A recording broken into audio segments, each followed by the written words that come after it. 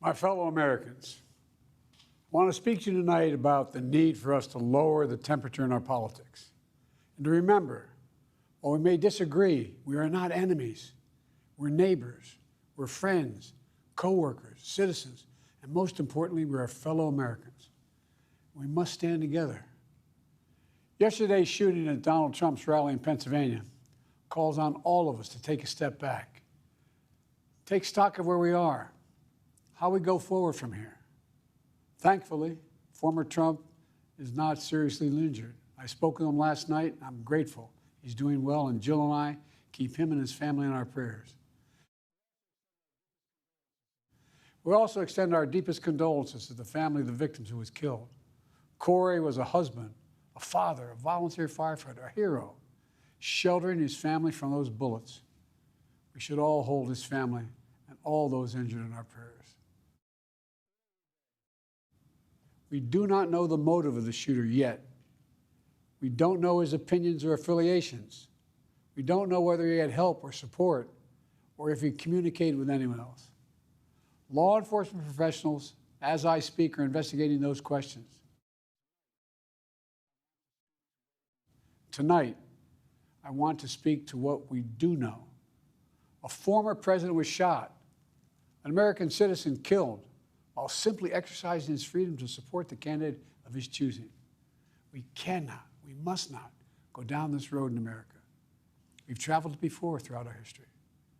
Violence has never been the answer, whether it's with members of Congress of both parties being targeted and shot, or a violent mob attacking the Capitol on January 6th, or a brutal attack on the spouse of former Speaker of the House, Nancy Pelosi, or information and intimidation on election officials, or the kidnapping plot against the sitting governor, or an attempted assassination on Donald Trump. There is no place in America for this kind of violence, or for any violence ever. Period. No exceptions. We can't allow this violence to be normalized.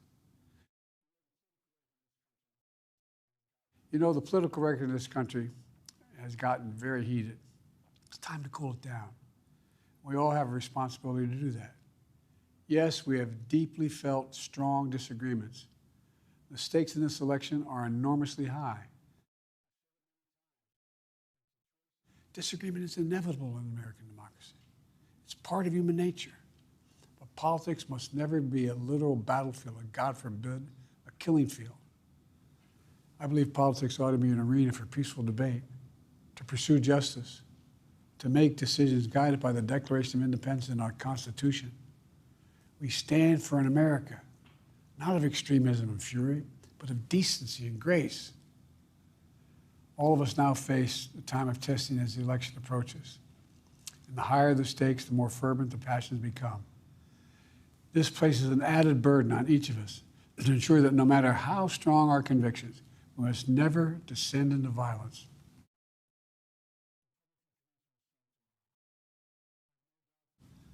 The power to change America should always rest in the hands of the people, not in the hands of a would-be assassin. You know, the path forward through competing visions of the campaign should always be resolved peacefully, not through acts of violence. Let's remember, here in America, while unity is the most elusive of all goals right now, nothing is more important for us now than standing together. We can do this.